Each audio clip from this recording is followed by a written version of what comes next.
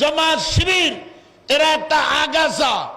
এদের 27টা বই আমি পড়ছি, তাফিমাত, তানকিহাত, খুতবাত, रसाइल मसाइल, सियासी कशमकश, कुरान की 4 बुनियादी इस्तिलाहें, दुस्तूर जमात इस्लामी, हुकूक ज़ौज़ाइन, अल जिहाद बिल इस्लाम, এরকম 27টা কিতাব পড়ছি। এই মওদুদির লেখা, জামাত শিবিরের লেখা, গোলাম আজমের লেখা।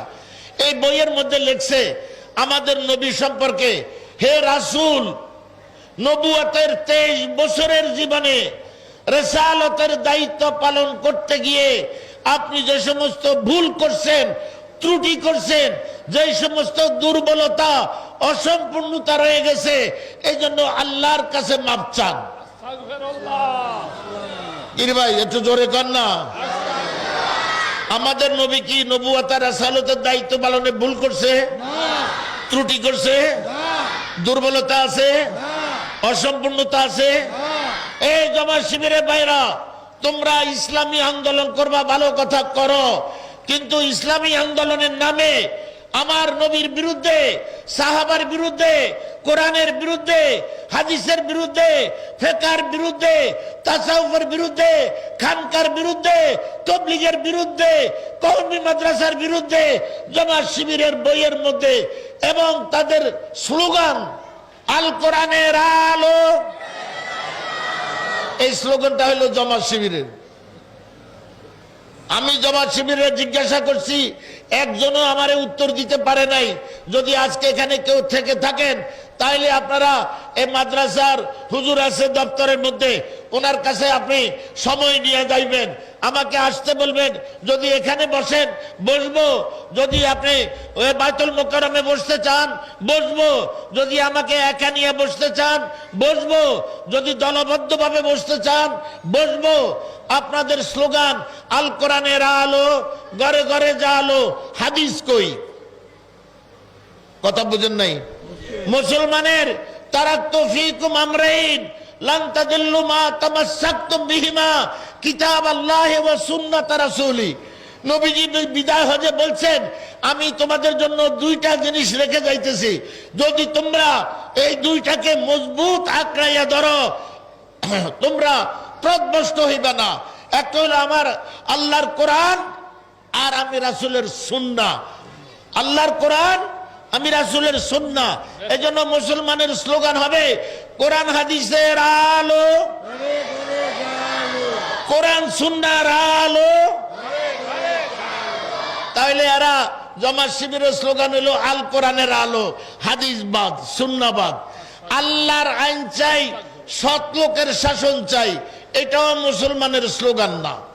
মুসলমানের কোরআনও লাগবে, হাদিসও লাগবে, তাওহীদ লাগবে, রিসালাত লাগবে। এরা দ্বিতীয় স্লোগান বললো কোরআন ছাড়া অন্য কিছু মানি না, মানব না, অন্য কিছু মানি, হাদিস মানি না। আতিউল্লাহ ওয়া আতিউর রাসূল। মাশাআল্লাহ, কোরআন শরীফে আল্লাহ তাআলা বলছেন তোমরা আল্লাহর অনুসরণ করো এবং আল্লাহর রাসূলের অনুসরণ করো।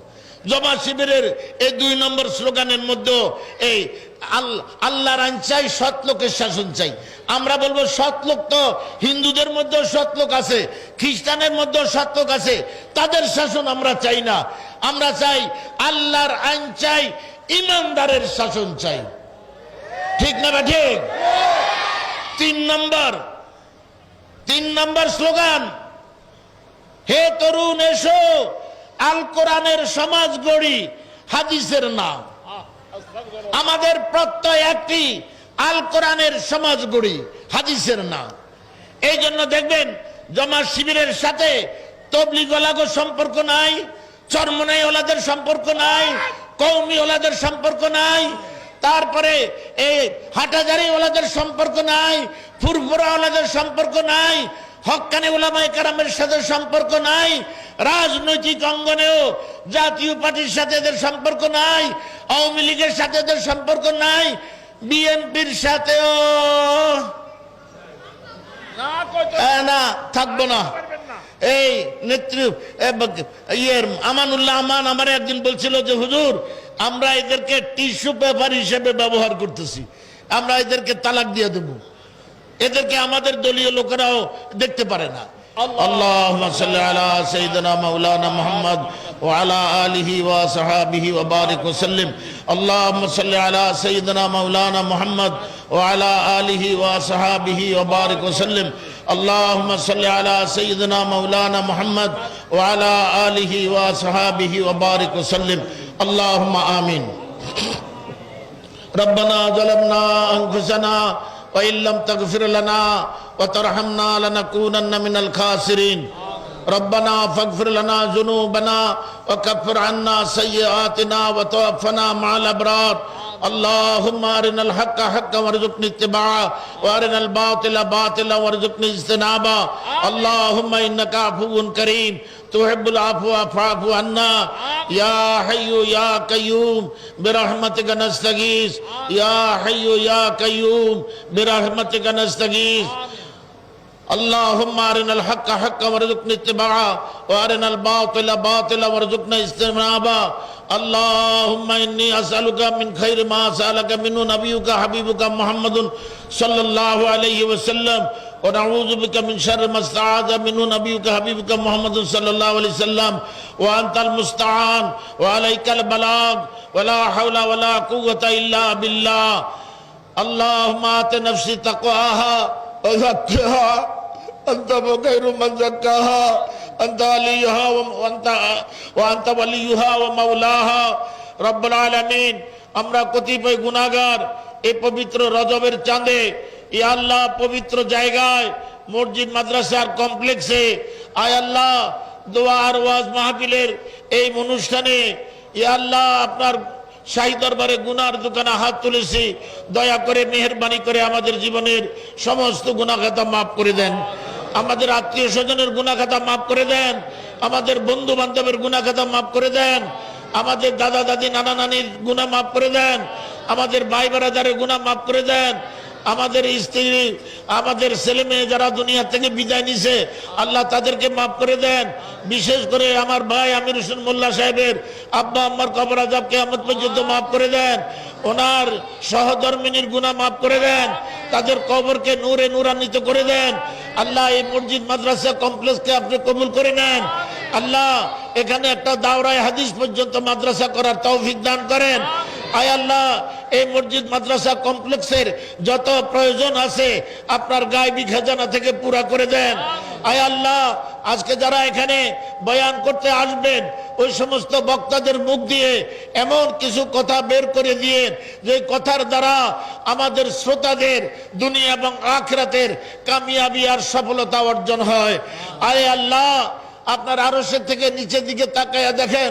আমরা দুনিয়ার কোন রাজা বাদশার দরবারে হাত তুলি নাই ও আল্লাহ আপনার শাহী দরবারে গুনাহ দুখানা হাত তুলছি আমাদের হাত দুখানা কবুলের মঞ্জুর করে নেন আল্লাহ এই মজলিসে যার হাত দুখানা আপনার কাছে পছন্দ হয় কবুলের উপযুক্ত দয়া করে মেহেরবানি করে ওই হাত দুখানার উসিলাতে আমাদের দোয়া মুনাজাত কবুল করে নেন আয় আল্লাহ সারা পৃথিবীর মুসলমানের জান মাল আবরু ইজ্জতের হেফাজত করেন মুসলমানকে আর কাফের মুশরিকের হাতে মাইর খাওয়াইয়েন না আল্লাহ সারা দুনিয়ার মুসলমানকে নেক হওয়ার তৌফিক দান করেন আল্লাহ আমাদের এই বাংলাদেশকে আপনি কবুল করেন আল্লাহ করোনা ভাইরাসের এই মহামারী থেকে সারা পৃথিবীর মানুষকে বিশেষ করে বাংলাদেশের মানুষকে আপনি হেফাজত করেন আল্লাহ আমাদের দেশের কে আপনি পৃথিবীর বুকে উন্নত দেশের একটা দেশের মতো হওয়ার তৌফিক দান করেন আল্লাহ যারা দেশের জন্য কাজ করতেছে দেশের মানুষের মঙ্গলের জন্য কাজ করতেছে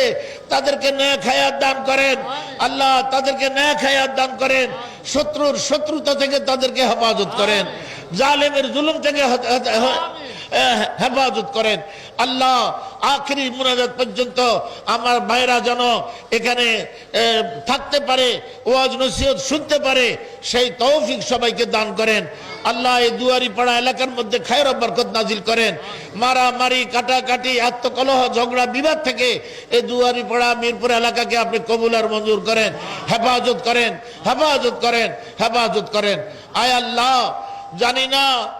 জানি না কোন মুহূর্তে আজরাইল এসে আমাদের জান কবজ করে নিয়ে যায় সেই সংকটময় মুহূর্তে আমাদের মুখে জারি করে দিয়েন লা ইলাহা ইল্লাল্লাহু মুহাম্মাদুর রাসূলুল্লাহ।